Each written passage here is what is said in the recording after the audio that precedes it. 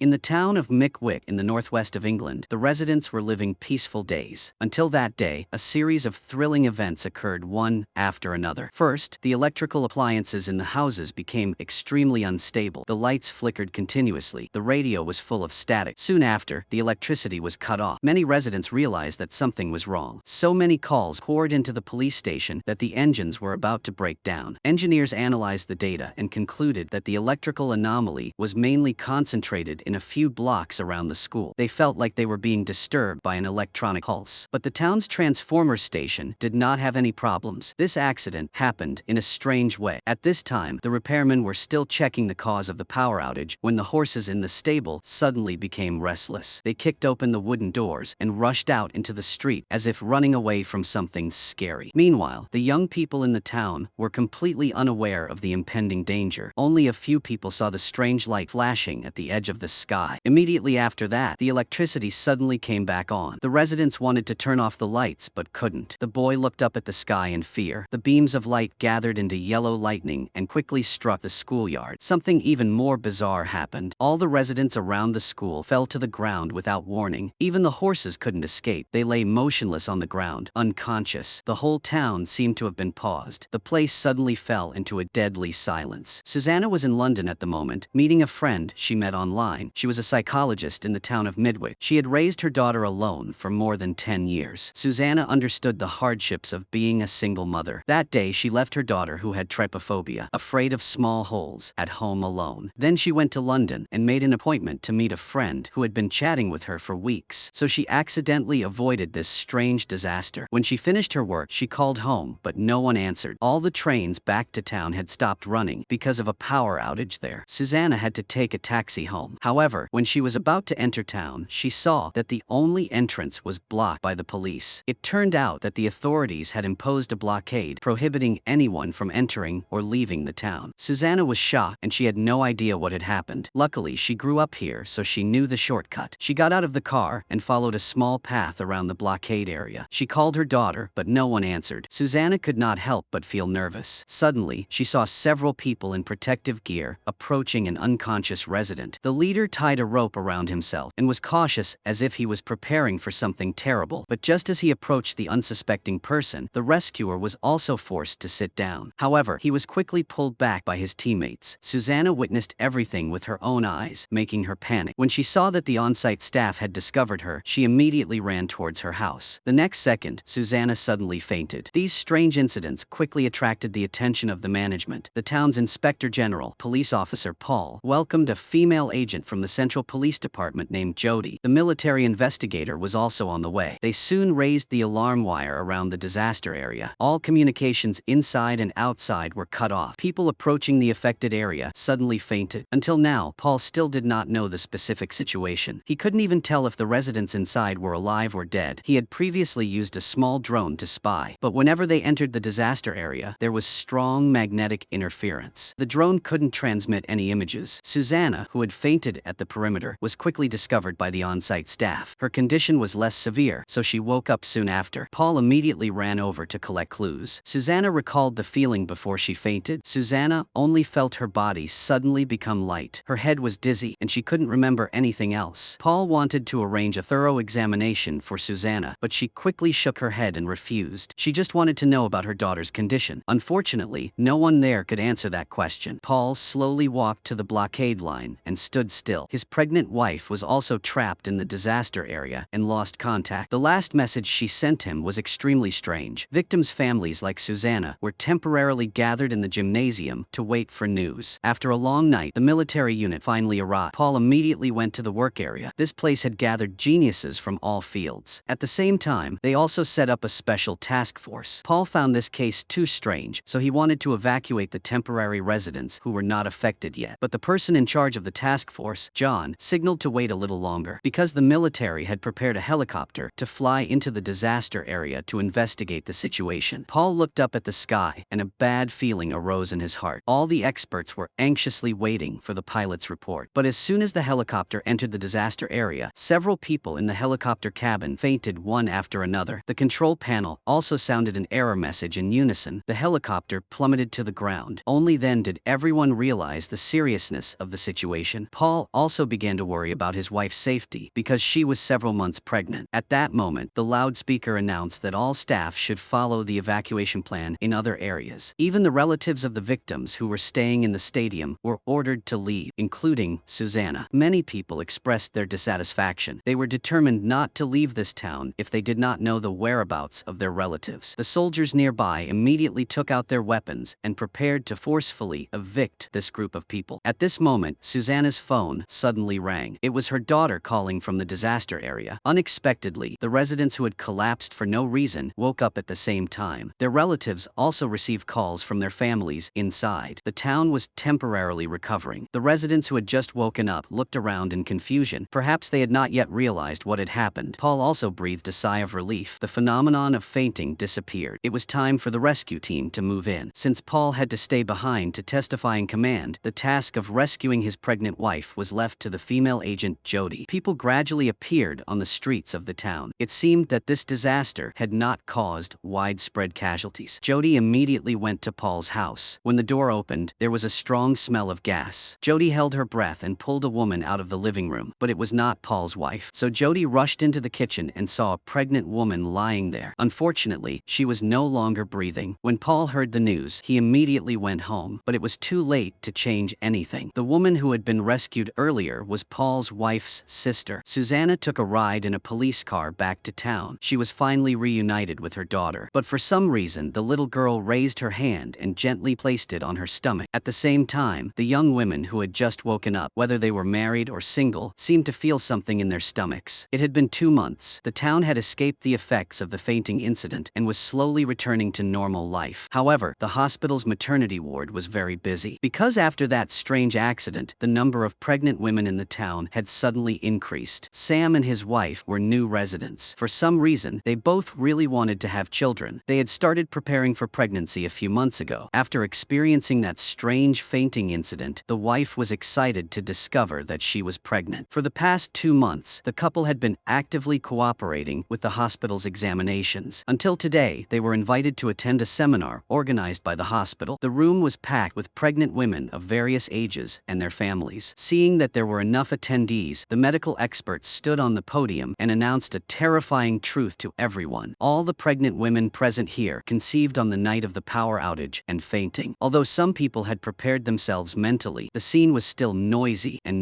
especially when the medical experts said that they had not yet found the cause of the pregnancy. The good news was that everyone's fetuses were normal. Paul also reassured everyone to rest assured. The special task force would continue to investigate further. However, Sam and his wife absolutely could not accept this truth. They still believed that it was because they had actively prepared for the pregnancy that they had a child. The result turned out to be such an incomprehensible reason. They wanted to know if this was some kind of secret experiment. Paul emphasized that the experience that night was a strange phenomenon that they could not explain. It was not impossible that there was some other force controlling it. The authorities had classified the incident as a red level. That also meant that everyone present had to sign a confidentiality agreement not to disclose any information about pregnancy. This made everyone's emotions even more agitated. Sam's wife bluntly said that she would find a lawyer, but everyone quickly discovered that their phones had suddenly lost signal. At this point, several soldiers with guns entered. Paul patiently explained that this had escalated to the level of national security and they had no right to refuse. Susanna brought her pregnant daughter to the hearing. Since her daughter was still single, she herself felt that her daughter's pregnancy was unusual. The authorities' cautious attitude was not wrong. Later, a few people came forward to tell their experiences. The people present were finally convinced. They nodded one by one and agreed to sign the confidentiality agreement. There was also a clause that required unconditional cooperation with the testing and experimentation. The authorities also wanted to know who the children were during the investigation. However, not all women accepted the fact that they were pregnant, especially some who were single. They were not ready to become mothers. Among them, 3 girls decided to have an abortion. But when they were about to sign the papers at the hospital, the lights on the ceiling suddenly flickered a few times. Then, everyone's gaze became dull. Before they could sign, they all stood up and walked out of the room like that there was a mysterious power that was silently protecting these children who were about to be born. In addition to asking everyone to keep it a secret to prevent uncontrolled chaos, they also took a sample of the free fetal DNA in the mother's body. Unexpectedly, the test results were shocking. The child inherited half of the genes from the mother. mother. The other half was unknown where it came from. Sam and his wife were very confident because right before they fainted that day, they were still actively preparing to get pregnant. However, the test results showed that the child had no blood relationship with Sam. The wife immediately asked for her intention to have surgery. Sam calmed down and advised his wife not to do so. They were not sure if the surgery would go well or not. Having a child was a dream of both of them for many years. The official investigation team was also helpless. They could only increase the monitoring of these pregnant women. Before that, everyone had witnessed Susanna's performance at the meeting. Paul took the initiative to find Susanna and hoped that she could join the investigation team because there were quite a few pregnant women who sought Susanna for psychological counseling. Susanna could update the pregnant women's situation at any time. Thinking that her daughter was also one of the victims, Susanna did not hesitate to accept the invitation. Time passed quietly in an atmosphere that was both quiet and strange. During these 5 months, the pregnant women in the town all went to their checkups on time. The fetuses in the mother's wombs were all normal. It was just that their figures looked much larger. What was even more surprising was that someone noticed that this town exuded abnormality everywhere. She wanted to take the train out of here, but every time she was about to board, her legs wouldn't listen. No matter how hard she tried, she couldn't move. Over time, whether it was married women or young girls, they gradually accepted the fact that they were pregnant. Some even began to look forward to the birth of the little creature. But what everyone did not expect was that the day would come so quickly. Almost at the same time, all the pregnant women suddenly felt abdominal pain. The hospital's delivery room was at its busiest. With the efforts of all the medical staff and the mothers, more than 20 children were born on the same day. This was the greatest miracle ever in the town. But what was even more strange was that the pupils of those children were emitting a golden light. The investigation team immediately raised the level of surveillance. They completely isolated the area. Not only were the residents inside unable to go out, but their actions were also strictly monitored because what they had experienced was completely inexplicable. In just over 2 years, the children's bodies were already equivalent to those of 6-year-olds. Moreover, their intelligence was far beyond their peers. They often looked up at the sky as if waiting for something to come down. Although most of the parents did not show any unusual signs and still treated them like normal children, but the investigation team did not dare to be negligent. They opened a special classroom for these children to focus on education and observation. Someone noticed the old photos placed on the table. It turned out that this was not the first time this classroom had been used. The children stared at those photos. It was unclear what they were thinking. The only thing was that the parents were very satisfied with the quality of the environment here. Just as everyone was arranging the new documents, the lights on the ceilings suddenly flashed. The children seemed to have made an appointment. They looked out the glass door and walked out of the classroom together. The parents followed their children in confusion. They only saw a strange girl slowly walking towards them from the schoolyard. The children seemed to have known her before. They even prepared her uniform. A small dog barked loudly at the girl, but when it saw the children's warning eyes, the dog immediately ran away. The parents nearby were confused. Where did this child come from? To clarify the answer, Susanna and Paul followed the girl to the house of a counselor in town. They then learned that the girl's mother was actually an assistant to a counselor named Lena. She was not a resident of the town, but when Lena fainted, she was with the counselor. When Lena woke up, she hurriedly returned to London. It was not until Lena discovered that she was pregnant that she assumed that the child's father was the counselor. Moreover, Lena's daughter, Sunny, also wanted to return to this town. So Lena brought her daughter back. The counselor's wife stood by and shed tears. At the same time, Paul and the others secretly regretted that they had missed out on a mother from another place. Fortunately, Lena took the initiative to bring Sunny here. No matter what, they had to keep the two mothers here. But Lena didn't want to settle down here. Lena just wanted to take Sunu to see her father, and that was it. But Sunny took the initiative to suggest staying in town. Moreover, Sunny even read out the names of the other children: Anna, Jay, Connor, Lily, Grace. Everyone was surprised. This was the first time Sunny had met that group of friends, and she knew all their names. Susanna decided to give the children a collective test. She asked each person to randomly pick a photo. As a result, the remaining children also chose that picture. Everyone watching the test sucked in a cold breath. From a professional perspective, Susanna explained that this was like group thinking. Children could convey what they were thinking without using language, even knowledge and experience. On the other side, the mothers were waiting in the lobby. They had no idea that the children were taking the test. Sam's wife, Zoe, had always felt that something was wrong. Ever since she was pregnant, she had wanted to leave town. Then she really felt a strange force. She hurriedly stepped outside to get some air, and she suddenly saw a black agent talking to Lena. When the other person left, she quietly walked into the reception desk. In fact, Zoe was also very curious about Lena's background. This was the first foreign visitor she had seen since the fainting incident. Zoe felt that this place was no different from a prison. They couldn't leave town and couldn't contact the outside world. Cassie advised Lena that if she had the chance, she must leave town. The more Lena listened, the more scared she became. Suddenly, she remembered something strange. She said that her daughter seemed to have an innate ability to control others. Before Zoe could fully understand what that meant, Lena told her that there was a man who came to Sunny and talked for an hour before leaving. That proved that someone had known about Sunny's existence before. Zoe exchanged phone numbers with Lena and hurriedly left. But as soon as Zoe stepped out the door, she overheard Susanna's conversation with Paul and a few others. Although she was shocked and horrified, she didn't spread the news of the test everywhere. When the kids got home from school, Zoe took Hannah home and saw the neighbors were picking up something. Zoe went closer and saw the body of the little dog that had barked madly at the kids. Especially when she saw her daughter's smug expression, she felt scared. At the same time, Susanna's granddaughter was also drawing something. On the paper, it was clearly the dead pet dog. As soon as Zoe got home, she told her husband what she heard that morning. In her heart, she had assumed that all the children were monsters. She even began to regret giving birth to Hannah. However, Sam thought that Zoe was too worried. Hannah also seemed to notice her mother's strangeness. Actually, only Sam's family was like that. In other couples, the parents' attitude towards their children was the same. The husbands all felt that their biological children were the most loved. They hated the monsters. If it weren't for his wife's objection and the annual allowance, he would have kicked the freak out of the house immediately. Hannah was explaining to her mother that they didn't hurt the dog. Zoe suddenly found that her palm was involuntarily pointing towards the boiling pot of oatmeal. Zoe guessed that Hannah had activated her telekinesis. Fortunately, Cassie's hand regained its movement at the moment of adding the latch. Hannah emphasized that she didn't hurt the dog. When Sam heard the noise, he immediately ran over. Hannah innocently asked Cassie what was wrong. Zoe tried to control her emotions. Lena had already made an agreement with the investigation team. She would stay in town temporarily to observe her daughter's condition. Susanna took them to the most luxurious hotel in the area. Unexpectedly, the councilman's wife had been waiting in the lobby for a long time. She felt it was necessary to talk things out with Lena. Susanna took the opportunity to lead Sunny aside. But the little girl stood still, staring at her mother. The two of them finished talking soon. Lena angrily shook her hand and left. Sunny took the initiative to hug the counselor's wife. Sunny showed a sincere attitude and seemed to beg for forgiveness. The maturity in her expression was even more mature than her mother's. Night fell. The children all fell asleep, but the whole town was under currents. Zoe went to see the psychologist Susanna and told her about Hannah's strange behavior. Hannah not only used her control ability to hurt Zoe, but she also pretended to be innocent in front of her father. When Hannah was sleeping at home, she suddenly opened her eyes as if she heard her mother accusing her. Susanna looked in disbelief. Although the children acted very strangely, in the past 2 years, there had never been a case of harming their parents. Zoe's emotions suddenly lost control. When Zoe heard Susanna say that, she angrily slammed the door and left. Lena did not forget Zoe's instructions. Lena quietly woke her daughter up in the middle of the night. Lena was about to take her daughter out of town at night. Suddenly, the town's power system became abnormal. All the children stood up and looked straight ahead. Sunny suddenly pulled her mother's hand away and said that she didn't want to leave town. Lena was very worried. Line's tone suddenly became angry. Line suddenly saw Sunny's eyes glow yellow. The surrounding cars blared their sirens. When the town became quiet again, Sunny returned to the counselor's house and said that her mother brought her here and drove away. Susanna was about to contact Lena when her phone rang. It turned out that Paul had discovered Lena's cold body in the hotel's underground garage. The car door was wide open, indicating that she had most likely been murdered. What was even more strange was that all the surveillance cameras around the time Lena was murdered were simultaneously disabled. It felt like a mysterious force was deliberately erasing all traces of Lena's existence.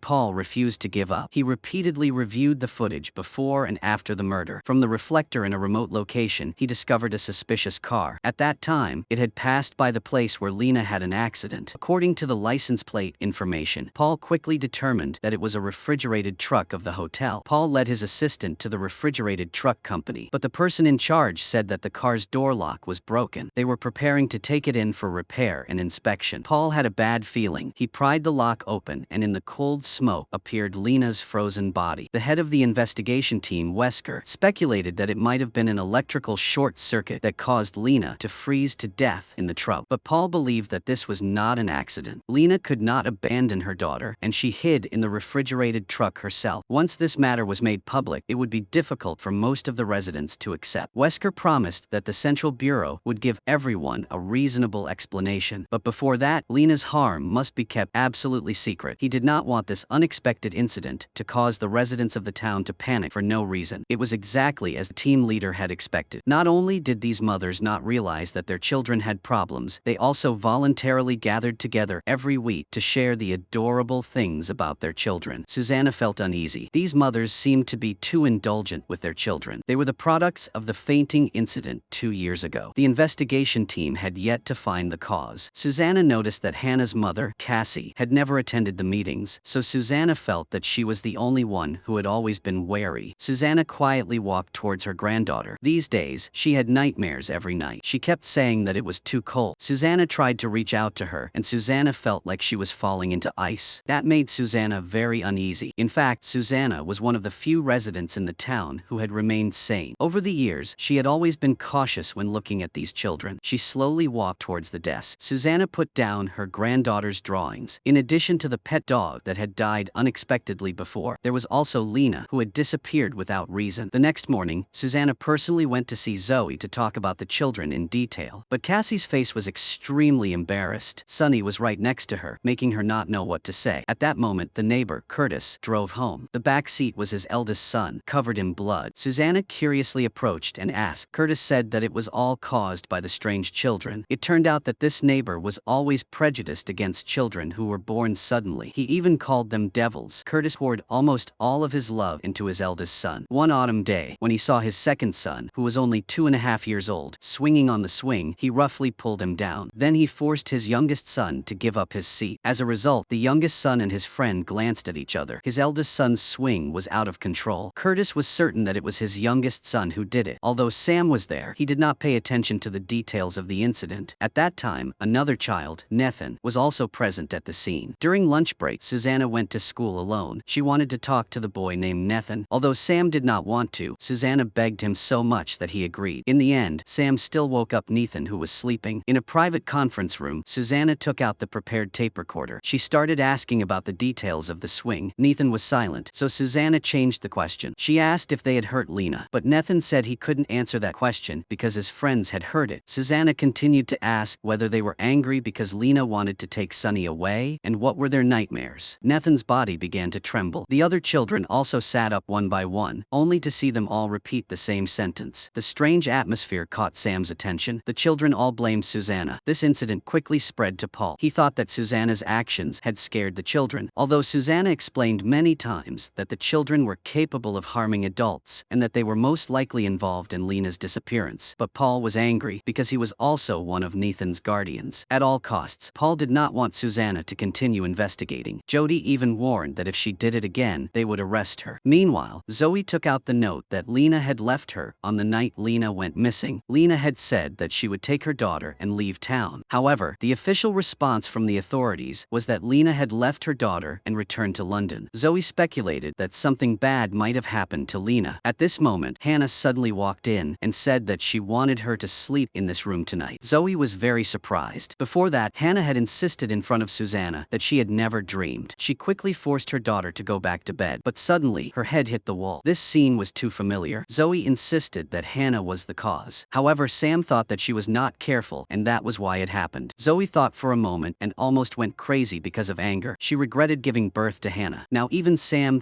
trusted her daughter more than his wife. The next morning, Sam took her daughter to school. When they passed by the neighbor's house, Sam asked if George had gone to school, but the boy was being grounded. Hannah deliberately scratched Curtis's car. Curtis had long been unsympathetic to freakish children, so he immediately cursed. Zoe hurriedly left the house and secretly bought a train ticket. She planned to run away from town. When she was pregnant, Zoe had tried to do so, but she was stopped by a mysterious force. But this time, the worry did not happen. Zoe successfully boarded the train to London. It was only when she got out of the crowded station that she realized with shock that she had actually left town. Zoe immediately called her ex-boyfriend. He was the only person she could turn to. She had cut off all contact with everyone since moving to town. They had been apart for almost 3 years, so she hesitated for a long time. Finally, she told them about her years of imprisonment. Being a prisoner in town, unable to leave, no one to confide in, having to face the strange children every day. Zoe didn't want to stay in town another second. Her ex-boyfriend immediately expected her to stay in London with him. Zoe was about to nod when she suddenly realized something. Why couldn't she leave 2 years ago, but now she could leave easily. Could it be that the children sensed Zoe's hostility and deliberately let her leave? Maybe Sam was the one they wanted to cling to? Zoe immediately understood everything. She warned her ex-boyfriend not to reveal this conversation and then hurried back to town. But she did not know that Wesker was secretly watching her from afar. At this time, Sam still could not contact his wife. He was very worried. Hannah suddenly appeared with a face full of thoughts. When Sam heard, he was like a lion whose honor was offended. Sam angrily rushed to find Curtis. Sam wanted Curtis to apologize to his daughter, so the two fought. At first, Sam was beaten up, but soon Sam discovered that Curtis's fist could not be lowered. It turned out that Curtis was under Hannah's control. Sam took the opportunity to counterattack and knock Curtis unconscious. But then Sam realized that he had gone too far. Susanna tried to give up investigating the secret of the strange children. That day, his daughter had a date with her friends, so Evie was left alone with Susanna. Susanna intended to take the opportunity to ask about the nightmares, but Evie said she wanted to go out for a walk. The two accidentally walked into a forest. Susanna was about to speak when Evie said she wanted to play hide and seek. When Susanna finished counting and turned back, Evie had disappeared. At the same time, Nathan went to his adoptive father and said he was very scared because he felt that Susanna wanted to harm him. At first, Paul was suspicious. He immediately went to Cassie, Susanna's daughter. He knew that Susanna was alone with Evie, so the two immediately realized the danger. Susanna followed Evie's figure to the railway. The girl's cold voice said, "Grandma, don't you want us to die?" Then she ran along the railway. Just then, a train came. Susanna chased after Evie, but couldn't catch up. Luckily, Paul and Cassie arrived in time to save Evie. Evie cried and accused her grandmother of wanting to harm her. Seeing the train rushing past, Susanna could only cry out her innocence. That night, Cassie took her daughter and moved out of her mother's house. A psychology professor like Susanna was manipulated by a child in the palm of her hand. Zoe had returned from London. At this time, Sam had connected the events. He felt that he had been manipulated by Hannah. Zoe was happy. She did not know how to advise her husband, but now he realized it himself. Both of them now only thought about how to leave town. They decided to leave everything behind. They did not even need their own child. But blocking their way were not only the government, but also the cold and strange children. However, Zoe's determination to escape was unshaken. She listed all the strange things that had happened in the past few years, and the government's crimes of restricting the freedom of the people. Hannah seemed to have realized something. Zoe quickly closed the computer, pretending that nothing happened. While Hannah was at school, the two of them finally finished the report, but they did not publish it yet. Zoe printed a copy and hid it on top of the cabinet. Then she took another copy and gave it to Agent Jody. Jody was about to report to team leader Wesker. As a result, he gave her the good news that the report on Lena's case was in. The alcohol level was 3 times higher. The Central Bureau of Investigation confirmed that Lena was drugged. She dreamily got into the freezer and locked herself in. Paul was silent because he knew this was definitely fate. Lena's death could not be an accident. Jody smiled and took out Zoe's report to read. She wanted to see how Wesker would handle it. As a result, that same afternoon, Zoe received a response. The investigation team wanted to meet her. At the small remote house, Zoe made public the strange things in town as a condition for the investigation team not to stop them from leaving. At the same time, she wanted them to help her look after her daughter. Hannah knew that the evidence was hidden elsewhere. Finally, Wesker agreed to Zoe's request. At this point, the escape plan was half successful. Next, all she had to do was get past the kids. At this time, Zoe noticed something unusual in her belly. She rushed home to check and was surprised to find out that she was pregnant with her second child. She was both nervous and excited. Hannah absolutely could not know about this. In the afternoon, Sam was still on a picnic. He accidentally passed by a fruit tree. He quickly reminded them that the fruit was poisonous and absolutely should not go near it. However, the kids stood under the tree, thinking about something. When Sam returned home, Zoe hurriedly put the plan into action. The kids would go on a picnic tomorrow. At that time, Sam just needed to find an excuse to leave. Zoe would pack her bags and send a text message. The premise was to absolutely not let the kids know about this. After Susanna was tricked by Evie, her daughter Cassie stopped answering her phone. These kids were very clever. They easily got a hold of their own mother. Susanna was sad when she accidentally received an anonymous email. The other party encouraged her not to give up. At the end of the letter, there was also the name of a town called Nodos. At this time, Paul also realized that something was wrong. Normally, he lived with his sister-in-law Jody and treated Nathan like his own son. But today, he heard his sister-in-law's scream. Paul ran over and saw Nathan pulling Jody's nose ring. Paul got up and questioned Nathan. Nathan said that his mother had never worn a nose ring. Nathan even intended to use his supernatural power to deal with Paul. Luckily, Jody appeared in time to stop Nathan. Paul saw the whole process. Paul immediately looked for Susanna. He thought that her worries were not unreasonable. Children children really have the ability to harm others. Moreover, they are very good at disguise. Paul chose to believe Susanna unconditionally. Then he immediately told her about Lena's death. The two of them thought of the children without prior agreement. Susanna brought out the recording of the conversation with Nathan at that time. Unfortunately, when it came to mentioning the cause of Lena's death, the content was covered by the children's shouts. At this time, she remembered the anonymous email from last night. It was the name of the town Nodorsk again. She searched the internet but couldn't find any information. Paul didn't have an answer for the time being. He could only go back to the office and ask his colleagues to remove the noise and restore the last part of the dialogue. His colleagues worked very quickly. It was completed that night. Paul listened carefully and discovered that the content of the children's shouts was the Russian name of the town, Nodorsk. He felt that there must be something fishy about this. When everyone got off work, Paul sneaked into the Central Bureau's archives and searched all night. Finally, he found a top-secret file with the name of the town, Nodorsk. It turned out that this event had also happened in the town of Nodorsk in Russia in 1973. 3 years later, all of the more than 2,500 residents suddenly disappeared mysteriously. The next day, the long-awaited picnic finally arrived. Wesker suddenly appeared. It seemed that he could establish some kind of connection with the children. The next moment, all the children seemed to have received orders. One quietly watched their parents go out. Hannah looked for a place to put Cassie's report. Hannah even deliberately asked her mother if she wasn't going on a picnic today. They seemed to suddenly know every detail of Sam and Zoe's escape plan. It must have been Wesker who revealed them because he was one of the few people who knew. At this time, Sam took Hannah to the picnic spot, but he was still worried and uneasy. Perhaps because of his worry, he kept feeling like the children were following him. Soon, Sam received a text message from his wife who was ready to run away. Sam told the parents that Zoe was not okay and hurried home. Unexpectedly, the children in the forest still had their eyes fixed on him. It had not been long since Sam left when it suddenly started to rain. Picnic was over. Zoe had finished packing. Sam hastily expressed his worries. He assumed that the children knew that the two were planning to run away, but Zoe could not care less. She did not want her unborn child to live in this strange town. Sam was of course supportive. However, when Zoe tried to get the newspaper on top of the cupboard, she discovered that the file had disappeared. Sam downstairs saw a shadow pass by the door. He curiously walked out to the living room. There was nothing unusual in the storage room, but as soon as Sam turned his head, he saw George. Sam's body suddenly stopped listening to his commands. Under the control of his ability, he held a bottle of pesticide and pointed it straight at his eyes. Zoe discovered that her husband had disappeared. She was looking for him when she saw that Hannah had returned. Zoe was controlled. She sat still on the sofa. Hannah took out a poisonous fruit. It was the poisonous fruit she picked up on the mountain earlier. When Evie saw Susanna coming, she was very angry. Susanna said that from the beginning to the end, she did not want to hurt anyone. Evie said that Susanna was exactly like Hannah's mother, full of malice towards the children. Susanna did not deny it. On the contrary, Susanna asked about town of Nordorsk. Evie was very surprised. It turned out that these children were all from outer space. The first time they appeared on Earth was in the town of Nordorsk. The locals quickly discovered the children's abnormality and gathered them to teach, until one day the classroom door was locked. Several planes flew in and used missiles to flatten the whole town. The residents had been evacuated in advance. The children were burned to death in helpless screams. By this time, Paul had finished reading the entire file. Finally, he understood the origin of the children in the town. At this time, Paul met Jody, who had just arrived at the office. He suspected why the investigation team deliberately concealed the cause of Lena's death, because it was a murder to silence the Central Bureau. Jody nodded. She was just following orders and doing things. Paul realized that the children were not easy to deal with. Zoe was planning to escape, so she was definitely in danger. The two of them immediately drove to their house. Through the window, they saw Hannah trying to force Zoe to eat the poisonous fruit. Paul rushed to intervene, but his hands were frozen in midair. A moment later, he collapsed and passed out. Susanna had just heard about the children in the past. She did not expect that there would be such a deep hatred between the children and humans, but as a psychologist, Susanna was very good at understanding human nature. She was determined that not all humans were ostracized. Both sides could live together in the town. Susanna promised that as long as the children did not harm the residents, they could stay here forever. In the end, they agreed to the deal. Zoe, who was about to eat the poisoned fruit, was also awakened. Sam and Paul in the yard also gradually woke up. Hannah's attitude towards her parents changed completely, and so the town passed another 2 years in an atmosphere of strange peace. The children, who should have been 5 years old, looked as tall as teenagers in their tens. They were now constantly absorbing human knowledge in all aspects. For the past 2 years, both sides kept their promise. Hannah seemed to love her sister very much, so Zoe no longer mentioned leaving the town. town. It was just that Curtis's attitude towards her youngest son did not change at all. The other residents rarely enjoyed 2 happy years. However, that peace was quickly broken. Wesker felt that the children were very talented, so he decided to select 2 of them and send them to a lab outside of town for a thorough examination. Susanna was immediately worried, saying that the children had never left town, but Wesker thought it was time for them to see the outside world. In the end, Evie and Nathan were selected to participate in the examination. The 2 adults had absolutely no idea that this lab was located in a military base. They were curious about what kind of projects Wesker would have the children do, but he kept it a secret and asked the 2 parents to wait. Jody was also full of doubts. The next moment, she was like the other employees. Her head tilted to one side and she fainted. Sam was teaching the children at school. He had just returned from the bathroom when he saw the empty classroom. He followed the traces down to the basement when he suddenly felt dizzy and fainted. The 2 guards outside the lab in the barracks also fainted at the same time. Only David discovered that the school gate was out of order. He accidentally went down the tunnel and saw a group of people standing in a strange circle, whispering as if they were performing some kind of ritual. The boy was so shocked that he froze. Only when someone turned around did he run away. At that moment, Sam woke up. Sam vaguely saw the boy's figure running away. At the military base, Susanna and Paul were awakened by gunshots. They saw soldiers carrying something passing by. Both of them had no idea what had happened while everyone was unconscious. Curtis suddenly discovered that David was missing. He searched everywhere but could not find his son. At this time, David suddenly went home. His mother quickly realized that there was something unusual about him. She looked at David, who was dazed and had a layer of white bones in his eyes. His mother picked him up and sang loudly. When he was taken to the hospital, his mother scolded his father. Curtis was quickly taken away by the police to give a statement. Susanna also went to the hospital to ask David what had happened. David kept muttering the word school. She was very sure in her heart that something could instantly turn people into this. Only the children's supernatural powers could do that. At the same time, Susanna was also very curious about what the children did in the military base. Paul advised her not to act rashly. It was best to ask the children first and then slowly investigate and collect evidence. Sam still couldn't forget the strange thing at school yesterday. He went down to the basement again. At the entrance, he found David's toy. At the hospital, David's mother accidentally heard her youngest son talking to Wesker. The 2 of them seemed to want to keep some secret, so they made David lose his memory. The mother's heart tightened. She hugged her child and left the hospital room. At the same time, she didn't forget to call Susanna for help. She said she discovered something terrible, but very quickly, her youngest son realized that his mother was running away. The children seemed to have received orders. They stood straight in the middle of the road, blocking the middle. David's mother quickly stepped on the brakes. The 3 children immediately used their supernatural powers to make the woman's car lose control and rush forward. The accident was a major event in the town for many years. Wesker called an emergency meeting. He believed that David's mother intended to harm the children, but died in an accident. This also meant that the peace agreement between the residents and the children had been broken. From now on, the town was no longer safe. Wesker decided to take the children away. Most of the parents immediately stood up to protest. Cassie confidently asked her daughter if she really wanted to leave. Unexpectedly, the girl didn't even glance at her mother. Everything was too obvious. Cassie suddenly felt like a clown. She painfully ran away from the scene. Curtis had just left police station when he heard the news of his wife's death. At the same time, he was also officially informed that he could not see David until he proved that he was emotionally stable. Paul had just left the room when Sam came looking for him with a toy. Sam could not help but tell him what he had discovered. Paul realized that this was an important clue, so that night he and Susanna secretly went to the school's basement. They saw an electronic loop on the floor. It must have been created by the children using their abilities at the same time. Sure enough, David's matter was related to them. Suddenly, the light above his head flashed. Paul told Susanna to hide. He went upstairs. It turned out that the 2 children had come. They did not want Paul to stay, so they used their abilities to control him and forced him to hand over the basement key. Fortunately, they did not discover Susanna hiding behind the furniture. Evie coldly warned Paul not to interfere in this matter anymore. Evie sent Nathan to follow him 24 hours a day. However, Paul still drove to school, but because they had lived together for a long time, Nathan actually leaned more towards his family. The boy self-inflicted pain to cut off the connection with the other children. Then Nathan kindly advised Paul that if he returned to school now, the others would know that Nathan was helping him. Paul was forced to give up the idea of going to school. Susanna was still in the basement waiting for rescue. At this time, Wesker arrived. Luckily, he didn't notice Susanna hiding behind the furniture. Thanks to the dim light, Susanna realized that Wesker's body was glowing pale yellow. It showed that he was also one of the alien children. The next day, Susanna was locked in the basement and was finally rescued. Susanna immediately went to Jody to ask what happened in the military base that day. Jody said she was also unconscious, so she did not know the details. But Wesker seemed to be unaffected. Susanna's suspicion was confirmed. Wesker was the survivor of the previous group of children. Now he and the kids have killed the base commander and controlled all the soldiers. Obviously they are plotting a big plan. Curtis, who is being guarded, is not going to stay still. He took all the money and asked someone to buy a gun. It seems like he is preparing to do something big. At this moment, George suddenly walked over, as if he had heard the conversation of some people. George wanted Susanna to follow him. Paul was about to stop him when he was immediately knocked out by his ability. For everyone's safety, Susanna agreed to follow. George asked how many secrets she knew about them. Susanna nervously replied that they were friends, not enemies. Then she was about to walk away quickly, but she quickly realized that her body was pinned down. The iron roof above her head was cracking very quickly. It seemed like she was about to die from an accident. At the crucial moment, several shots rang out. George collapsed on the spot. It turned out that Curtis had arrived. He almost collapsed. He believed that his wife's death and his son's decline were caused by the children. He screamed and stormed into the hospital room where George was lying. Curtis was about to take George away when he discovered that all the exits were blocked by the children. They all simultaneously activated their supernatural powers to control Curtis. The gun in Curtis's hand slowly pointed at his own son, David. At the critical moment, Paul shot and killed Curtis. David was saved. The children also came to the body and surrounded it in a circle. Their eyes flashed yellow as if they wanted to sever their connection with the dead man. When Susanna returned home, she quickly received news that Cassie was planning to leave town with Evie. When Paul returned, he saw the note Nathan left with the words, "Save your nephew." Obviously, Nathan did not want to leave town. The townspeople were still shocked by the shooting at the hospital. They all demanded an explanation from the investigation team, but suddenly a soldier entered the meeting room and announced that they would take over the town's security. From today on, the town would be under a full curfew. No one was allowed to go out at night. Paul saw the soldiers blocking the road from afar. He jumped out of the car to find Susanna. He found that the soldiers had no expression on their faces. They only knew how to obey orders. It seemed that Susanna's guess was correct. They were all controlled by supernatural powers. The children would leave in the army vehicle tomorrow morning. Susanna decided to blend in with the children's group because Cassie was also taken away. No matter what, she had to save her daughter. Susanna hoped that Paul could stop the children from leaving the town. Paul was silent for a long time. He took out a piece of paper from his pocket with Nathan's distress call. Paul hoped that if there was a chance, Susanna would save Nathan too. The two discussed countermeasures and then went their separate ways. Susanna went to the children's place and said that she couldn't bear to leave her daughter. She hoped to leave town with the group. To gain their trust, Susanna told them all her findings, including the fact that Wesker was actually like a child puncher. He was just hiding among the soldiers. At that moment, a crying mother rushed in because she couldn't bear to leave her child. She wanted to see him one last time, but after meeting the mother, she tried to force her child to leave. The result was only a flash of gold in the child's eyes. The girl immediately controlled the soldier to pull the trigger. In front of everyone, the mother was shot dead. Cassie was so terrified that she couldn't speak. She didn't expect that years of maternal love in the eyes of these children was worthless. In order to stay, Susanna had to say something against her conscience that the children did the right thing. The children were naturally happy because they had captured a traitor to humanity. They finally agreed to take Susanna with them. But first, Susanna and Cassie had to stay in the basement for a night. Susanna was confused, so she quietly asked Nathan why. He replied that she would know soon. At this time, Paul was in the bomb-making warehouse when the phone suddenly rang. It was a timely message from Nathan telling him to quickly hide in the basement. After hanging up, he looked at his torn hand and then followed the other children to the gym. They only saw them forming a complete circle. The supernatural power was activated. The entire town's electrical system was in chaos. At this moment, Sam received Paul's message, so he immediately told everyone to quickly hide in the basement. As for the residents who didn't hear the news, they were unlucky. All of them suddenly fell to the ground unconscious. The strange scene from 5 years ago recurred. The soldiers were waiting. They simultaneously rushed into each house, erasing all objects and traces of the children's activities. Susanna quickly figured out the key point. Coma would make the residents forget the memories of the children, and if all traces of their lives were erased, then no one would remember their existence. From then on, it would be easier for them to control this world. Cassie witnessed her mother being shot dead during the day, and she saw the true nature of the children. Under Susanna's constant persuasion, she finally understood everything. Now, the most important important thing was to find a way to escape. The next morning, the children were brought back to town to say goodbye to their parents, but in fact, it was to test whether they had lost their memories. Sam and Zoe were hidden in the basement, so they were not affected by their abilities. When Hannah knocked on the door to investigate, they could only pretend not to know each other, but their act was exposed by Hannah's sister's call. Hannah clearly heard it, but in the end, she didn't expose the two people who used to be her parents. Meanwhile, Paul quietly got into the car and suddenly knocked out a soldier. Paul changed his clothes and mixed in with team and successfully put the bomb on the bus. Susanna told Cassie to take Nathan and leave quickly. This was the last chance. She stayed behind to hold off children, but Cassie had just left when the other children sensed Nathan's departure. They immediately controlled the soldiers to chase after them. They almost caught up with them. Luckily, Nathan accidentally stepped on a trap. The intense pain severed the spiritual connection with the children. Susanna said that if Nathan didn't want to go, he should cut off ties with him. The children hesitated for a moment and then saw the reason. They couldn't delay the important matter because of Nathan alone. So they formed a circle and used their supernatural powers to cut off the connection with Nathan. From that moment on, Nathan was truly free. The children got on the bus one by one, preparing to head to the military base on the outskirts. To keep them at bay, Susanna chose to stay behind. Paul drove another car to follow behind. Now if he detonated the bomb, the children would surely die. But Paul didn't want Susanna to be buried with him. While Paul was hesitating, Wesker suddenly received news that someone had discovered the soldier who had been knocked out by Paul. Wesker immediately ordered the car to stop and search. Paul knew that time was running out, so he didn't give Susanna a chance to escape. Paul detonated the bomb. The children's car and Susanna exploded in a sea of fire and turned into ashes. An interplanetary conspiracy of aliens had been crushed. The movie ended here. Thank you for watching, goodbye, and see you again.